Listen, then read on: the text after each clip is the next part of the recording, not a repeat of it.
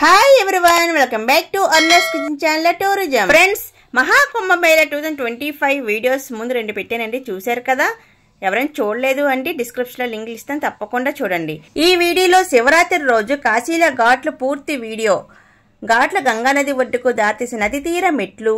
నగరంలో 84 ఘాట్లు ఉన్నాయండి. చాలా ఘాటు స్నానాలు మరియు పూజా ఘాట్లుగా ఉపయోగించారు.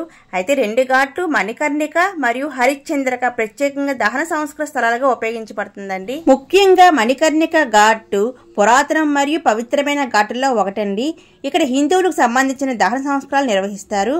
ఇక్కడ శ్మశానంలోని బూడిదతో శివుడికి అభిషేకం నిర్వహిస్తూ ఉంటారు. మరొకటి హరిశ్చంద్ర ఘాట్ అండి.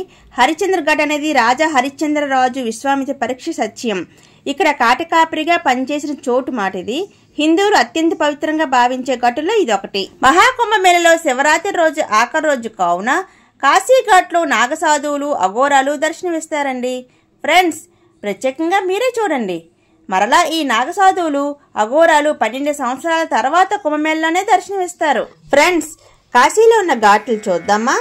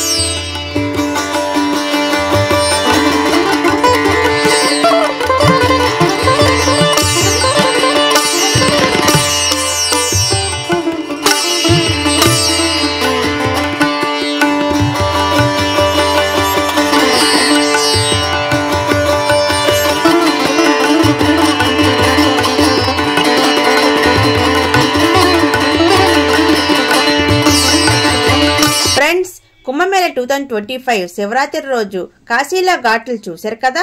లైక్ చేయండి, సబ్స్క్రైబ్ చేయడం అస్సలు మర్చిపోవద్దు. ఎవరికైనా షేర్ చేయండి.